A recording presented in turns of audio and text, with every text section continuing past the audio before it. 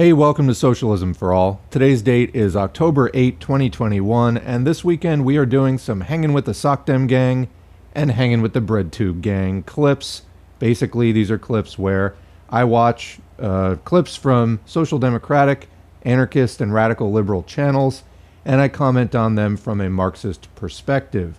In this video, we're going to talk about Thought Slime's Landlords Are in Crisis video.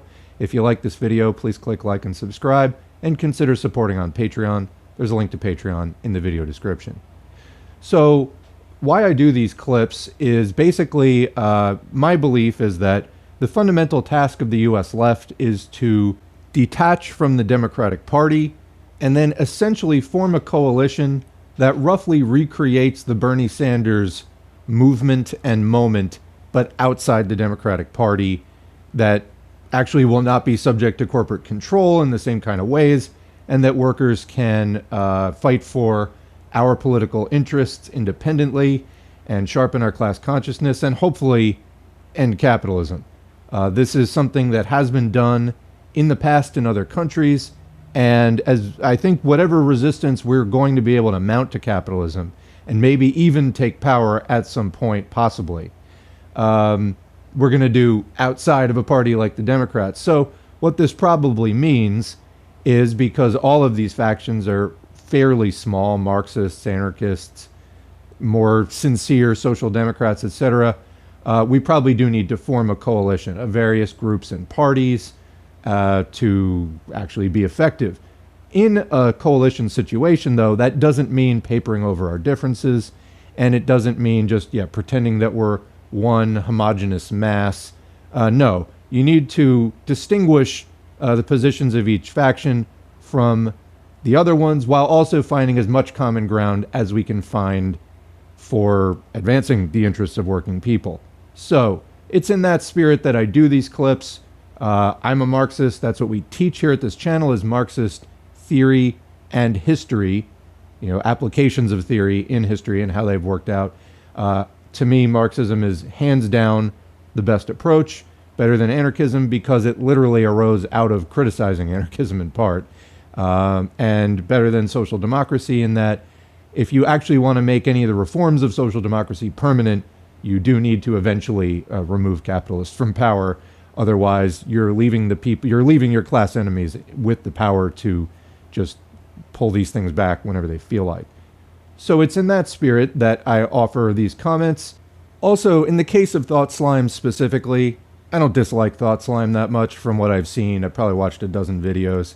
Yeah, some of it, bears the hallmarks I find grating of like the somewhat juvenile anarchist position. But on the other hand, like the Garfield pizza delivery or whatever that was, I enjoyed that whole video as far as I remember. So, some of these people like David Pakman, when I do the Sock Dem Gang videos, I hate David Pakman. I think his positions are just some of the worst. He's one of the furthest right in this whole bunch, just thoroughly noxious on basically every level. That said, when he tries to actually talk socialism, he falls on his face in a way that is very satisfying. So I guess there's some benefit after all. Anyway, I don't particularly dislike Thought Slime. I have not seen this video. Let's watch it and do some Marxist commentary. Here we go. Today's video is going to be a somber one because we're going to be talking about a very real tragedy. Not actually, but I'm going to adopt a sarcastic tone like I am, so that's the premise of this bit.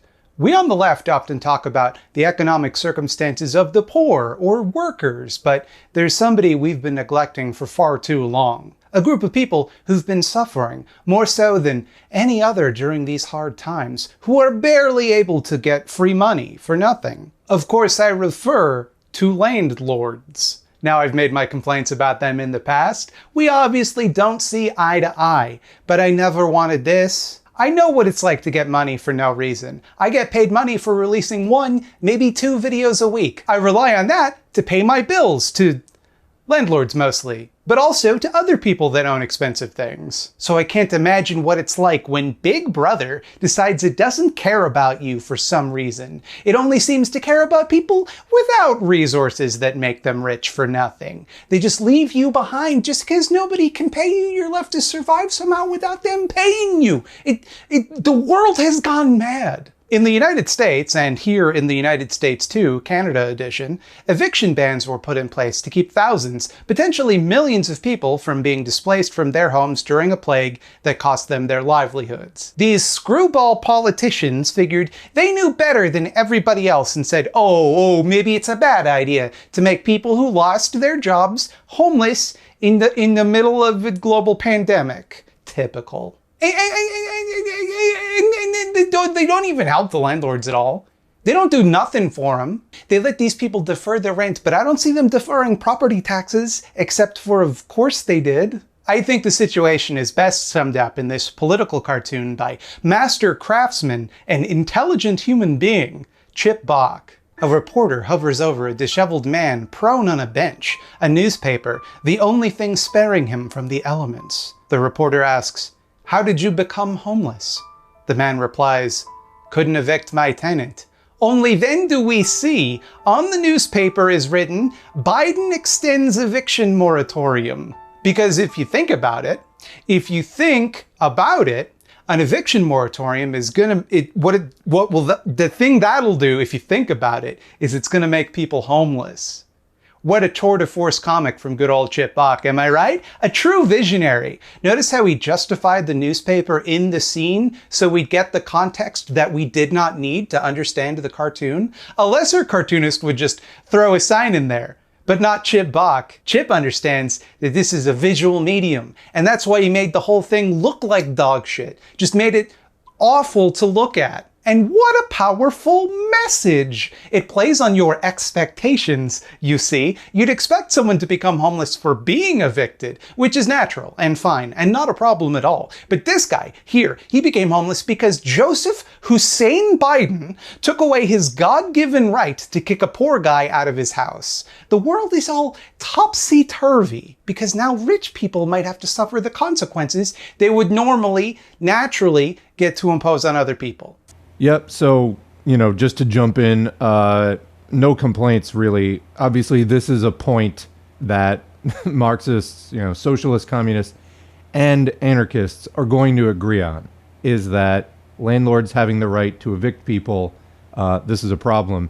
We have a gigantic housing crisis in the United States. Homelessness is a relatively modern phenomenon. Homelessness, as we know it today, did not exist really prior to neoliberalism, the 1970s or so. And it's entirely a creation of policy. That's really it. There's absolutely no reason there's no absolute shortage of, building materials. We could make houses if we wanted to. It's literally just in capitalists' interests to keep the working class as precarious as it has been. It's more profitable for them. So, yes, clearly a point of unity and, wonderfully thick sarcasm. First, they came for the rich people, is also a thing Chip Bach said. And I could totally see this happening too. Because if nobody can get evicted, it makes sense that this guy would get evicted. Because what this cartoon, it's very well thought out if you think about it. It's a very well thought out cartoon. But sadly, this tyranny is not confined merely to the minds of such brilliant satirists. I would like to read for you an editorial from Business Insider penned by millionaire CEO and landlord Julio Gonzalez. It's titled, "I'm a landlord with 24 properties. We're suffering during Biden's eviction ban too, and no one is helping." And if you were writing an article with a title like that, or dictating it as he did, what picture do you think you'd give to Business Insider to use? What picture do you think would inspire the most sympathy so that people could understand how much you were struggling? Because if it were me, I probably wouldn't have gone with the one where I'm standing in front of my private jet. Yeah, my thoughts exactly, even on the picture that didn't include the private jet, even the one where he's standing in front of the trophy case or whatever that was. Sort of the mark of success rather than, severe economic anxiety, which is, the case of, I don't know how many people I'm following on Twitter and, who are reduced to begging to complete strangers for handouts or, also seeing that in real life, driving around where I live, people reduced to panhandling. These are people who could be living productive lives, developing themselves in dignity to the full potential of what human life is capable of. Instead, the system is bringing us to our knees so some rich fucks can have private jets and other things that, yeah, we need to end this system. So, unity again. I'm Julio Gonzalez, the CEO and founder of specialty tax engineering firm Engineered Tax Services. I also own 24 properties on the East Coast and have been a landlord for 20 years. The Biden administration's latest eviction moratorium, which lasts through October 3rd and covers most US counties, including mine, has led to difficult conversations. Difficult conversations? Why isn't someone doing something? Many of our tenants feel like they are in a dire situation. They feel like they're in a dire situation. That's one way to put it. Unfortunately, we as landlords are too. The landlords don't feel like they are, but the tenants feel like they are. That's interesting. And just get ready for the next paragraph because, oh boy, you'll probably cry. Have tissues handy, friendo.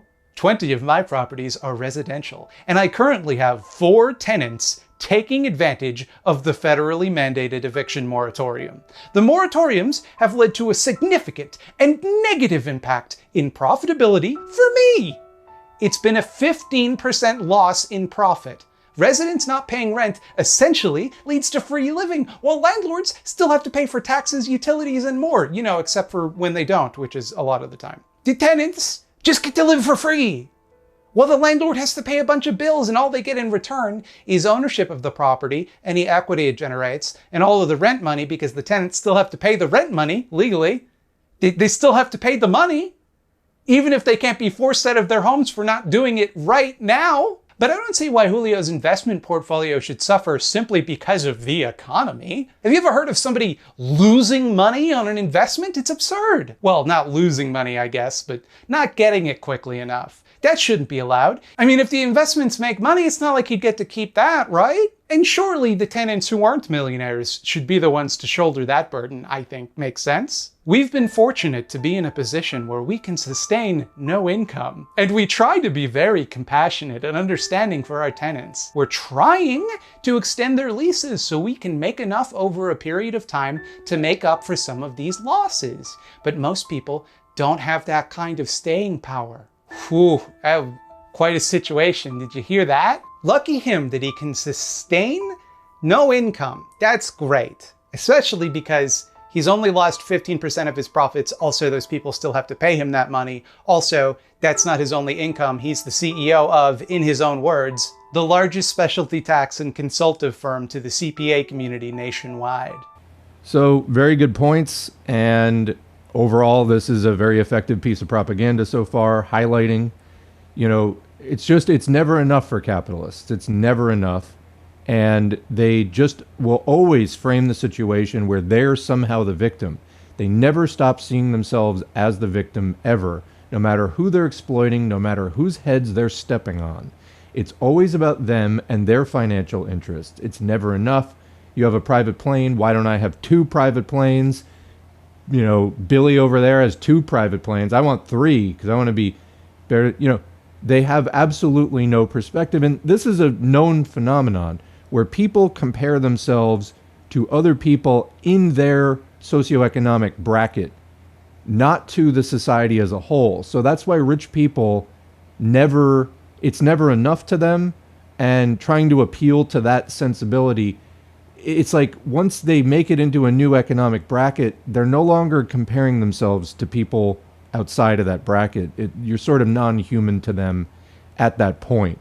I mean, really, I know some wealthy people, and that world is disgusting to me, specifically because of the way they talk in such extremely crude and demeaning terms about anybody who isn't petty bourgeois, or sometimes even in the case of those who are. Continuing. He must be really scraping by, and for what? To accommodate people who lost their jobs and can't pay rent to him? How's that fair? Why should he be punished for the misfortunes of others when he has so much money? I see that with my clients every day. They're no longer able to make their payments. They're liquidating their properties. They're selling them to private equity. It's very tragic. And while we've been able to sustain our properties, we have stopped all improvements and renovations because we don't have the capital. We've been very cautious of all of our income, capital, and cash because we don't know if the moratorium is going to continue or if this pandemic is going to continue.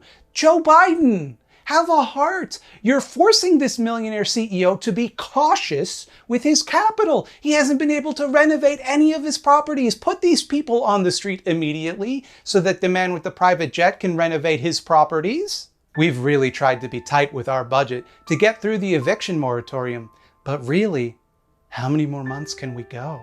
Have you tried eating less avocado toast? Maybe skip the latte and have coffee at home. Another thing you could try is selling any private jets or excess homes you find yourself to be in possession of. First, there needs to be a program in place to help not only those being evicted, but also the landlords. The government should give landlords a moratorium on bank loans, taxes, and utilities. Most of the landlords I speak with and know are really struggling because of these moratoriums, financially hurting with no relief in sight. They were struggling before, but this most recent moratorium may bankrupt them altogether. No one is raising a finger to help. I would like to propose that we go one step further. What if we put a moratorium on all expenses? What if, instead of relying on people having enough money for something, we distributed goods and services on the basis of human need, like from each according to their ability to each according to their need? Seems like that would solve everybody's problem here. Wouldn't have to worry about the private equity firms in that situation. Is there a reason why that wouldn't work for you, Julio? The moratorium ties the hands of hardworking landlords like me, and it totally disrupts the real estate market. As some landlords are losing their properties, private equity firms are winning out. So the tone of this video is just right. Just again to sort of enhance the point. On a serious note, what this guy in the article, in the Business Insider article, is talking about, I mean, is a real phenomenon. He's obviously not suffering in any known definition of that word. But what is true is that within the capitalist class, there's ruthless competition. And that's what he's complaining about, obviously. I mean, framing this from a working person sort of subsistence level, I mean, that's basically workers are not paid commensurately with the goods and services that we produce. We're really paid just to be able to survive to the next day because we're not selling goods and services to the capitalist who we work for. We're just selling our labor, and that's what we're getting paid for, and we're just being paid to basically just reproduce our physical and mental existence from day to day. But capitalists, this is a real thing. They're always buying each other's assets and whatever else. That's what this guy's concern is, and it's a very abstract, very far removed thing from the actual production of stuff. It's just where they are as players in the game. So to them, this is very real. And this can be a basis for fascist movements when capitalists get slighted and, they wind up petty bourgeoisie, and then they're not proletarian and their sympathies are not really with working people, obviously. But then they, get deeply resentful towards the big bourgeoisie. You can get into fascist territory there. It's anti-proletarian, of course, but, really revolving around their hurt feelings. You see a lot of this in the libertarian world as well, where it's, some amount of resentment towards the big 1%, but mainly from they're always trying to say that, socialism, Marxism is a movement based on envy. Yeah, actually, I would say that that's really more typical of the petty bourgeoisie because proletarians are not in competition with capitalists in the same way. We're not in the game. We're exploited. Our interests are different and diametrically opposed. It's the petty bourgeoisie trying to become capitalist and saying, it's too hard to become rich. It's too hard to exploit people. Capitalists need more liberty to exploit people. We need to make the game of capitalism fairer. And yeah, that excludes 90+% of the population, but whatever. That's basically where this guy is coming from. So Again, that's not a knock on Thought Slime at all, just going a little deeper into that point. They can take advantage of the situation by coming in and taking these properties from the bank for pennies on the dollar because they have the low cost of capital, low debt, and staying power. What a pickle! Because it kind of seems like the problem here is that, and correct me if I'm not understanding something, the problem here is that only some people have access to home ownership. Like the problem is that only very rich businesses will have access to a resource that everybody needs to live, right? That's the problem you're establishing? Gee, real noodle scratcher, that one. One solution, just off the dome here, is that maybe we shouldn't allow people or businesses to profit merely off of ownership of a resource, because these companies aren't building the houses, they're just buying them, creating no value. Because I guess if I think about it, really, what you're saying here is that labor creates all value. So it seems like the people that do that should be the ones to reap the dividends, but also everyone's labor is only possible because of everyone else's, and we have enough shit to go around. So man, maybe everybody should just get what they need. Maybe that could be how we do things. Is there a reason that wouldn't work for you, Julio? Second, proof of hardship could eliminate some of the questions landlords like me have about our tenants. We see that there's an incredible number of open jobs and communities are opening up in spite of the COVID-19 Delta variant. It's likely that our tenants have received jobs and are now working. Well, there you go. There are plenty of jobs, and if you're not willing to go out and do some menial, pointless task in the middle of a global plague, the latest strain of which is far more contagious and still spreadable even if you're fully vaccinated, then I don't see why you should get the luxury of shelter. Our tenants don't have to provide any documentation to us, so they could be working. And we see that they're buying new goods, but they're not paying rent. We're not there yet, but if it becomes clear people are taking advantage of the moratorium, we will have to discuss action with our legal team. So again, no disagreements with the overall framing or any specifics, just a comment further on this article. This just does really highlight the craven, money-grubbing mentality of these people who feel entitled to your rent money, even though they're not really doing anything. And with a different system, you could be owning the place that you live, and then when you move, you get that value back. Or we could just completely take it off the market entirely and just have it be granted. And when you move, we have a system for that to get somebody else the house, and no money ever changes hands. It's entirely possible to develop something like that as well. It's almost like this is a really bad system overall, which may benefit a few people, especially those who manage to get very ensconced in deep wealth to the point where their wealth is really never going to be threatened. But for all those, upstarts moving into the capitalist class, they're really, although, living large in the short term, they're subject to market forces as well. They can get bought out and they can find their fortunes reversed. It's a really bad system for just about everybody. And we no longer need this system because our level of industry can produce enough for everyone where we don't have to worry about surplus and we don't have to worry about how we divide it up. Everybody really can get what they need. It's people like this guy featured in the article who stand in the way, and that's it. That's who's standing in the way of us having this system, and we need to agitate, educate, and organize to take people like this on, because capitalism can be ended. It can. I mean, it's black and white. Can't you see how unfair this is? He's not sure yet, but it's possible that some of his tenants, who have bought new goods, by the way, are able to pay him and aren't. Again, he doesn't know that for certain, but it's possible, isn't it? And then he'd have no recourse, except that he just said he would pursue action with his legal team. So I guess he kind of does have a recourse there. Huh? Weird. Because from the outside, kind of seems like this isn't a big problem for him at all. And that maybe in a huge crisis that he should be the rich landowning assholes who have to foot the bill rather than everyone else. Like the rest of the article is about what a good job he does helping his clients navigate these situations and how he helps small landlords and other business owners cut their tax bill. So he's a real impartial person to ask about this kind of thing. And it's very good that Business Insider published what he said verbatim without any qualifying information, as though we should take his concerns seriously whatsoever. I think Julio put it best himself on Twitter. The difference between capitalism and a welfare mentality: when you buy something, you put money in people's pockets and give them dignity for their skills. When you give someone something for nothing, you rob them of their dignity and self-worth. And that says it all, I think. That's why everybody hates getting gifts.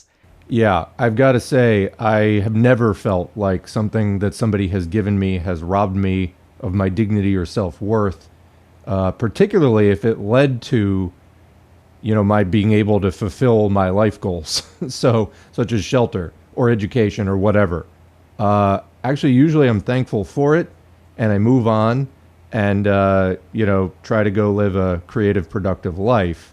Usually, what stands the most in the way of leading a creative and productive life is anxiety about money and what am I going to do for work and, all this kind of stuff.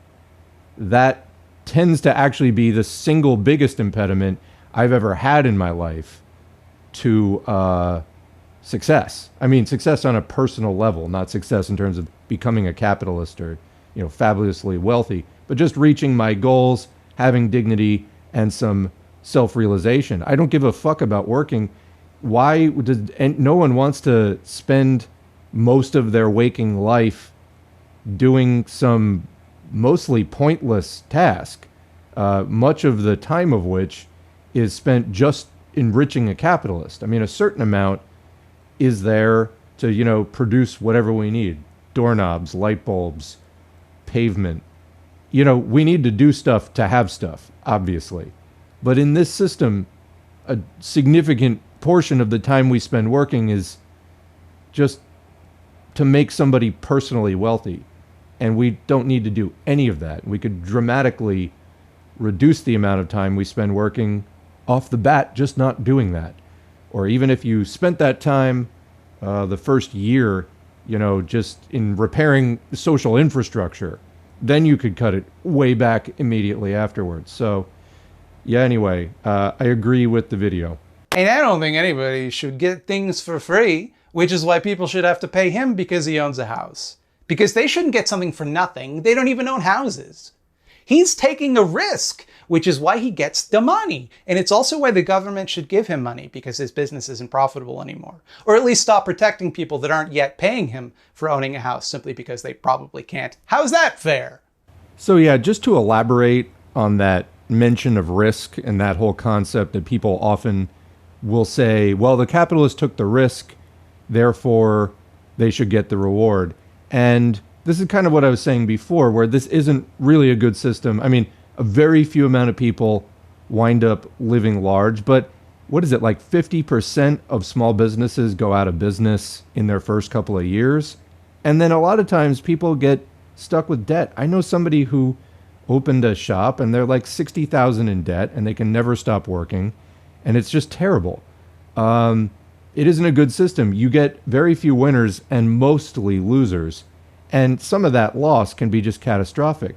So it's kind of like we treat businesses as, these points where a lot of risk will be concentrated on one person or on a couple that goes into business together, or maybe even a small group of people who pool their investments and then they open a business and they take all this risk and then they get all the reward and nobody else really gets anything but wages.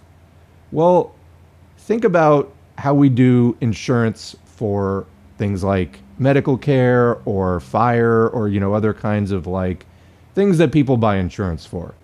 The whole point of that is to distribute the risk over a large group of people. That way, when something does happen, which it often does, although you can't predict where, but statistically, this occurrence is this percentage likely to happen and so on. It's going to happen to somebody, etc. Well, you're distributing the risk over a larger pool. You could do the exact same thing with industry. You could take chances but distribute the risk over society. And that way you don't have this massive personalization and individualization of risk and reward. You would get more equality. It would be less risk to innovate and to take those leaps into the unknown, and the reward would then be enjoyed collectively as well. But people who defend this system, where there's huge amounts of personal risk and personal reward, there's just no reason to keep that in place. We could definitely smooth both the risk and the reward over large amounts of people and over society as a whole. And, those who continue to defend that, it's because, no, they think they're going to get rich and whatever. That's not most of us, and that's not in most of our interest to pursue a system like that. So let's get rid of it. Okay, actually, that's the end of the video. So I hit play again, and actually it just goes into the portion of the show that spotlights some smaller projects. So that is the end. And I gotta say, for once, of all these commentaries and critiques that I have sort of picked at random, this is the first one where I didn't disagree with really anything. So solid points of unity on that. Obviously, I found a few things to expand upon, but that's partly just because I needed to have something to say. Yeah, good job, Thought Slime. Good video. Anyway, what do you think out there watching this? Leave a comment below. We'll continue the discussion. And thanks for watching. Thanks to the current patrons whose names are on the screen. If you'd like to get your name on the screen, head to patreon.com/socialism for all. You can support for as little as $2 a month or more. Every donation is encouraging. They're also materially helpful, so thank you. I do spend a lot of time on this channel, and I'm not independently wealthy, so I appreciate the compensation and support for these educational efforts. If you'd like to help out without a donation, liking, sharing, subscribing, commenting all help to boost the channel and help more people to see this content. So thanks for that. Ultimately, whatever it is that you do to advance socialism, whether it's online, in your community, etc., thanks for doing it.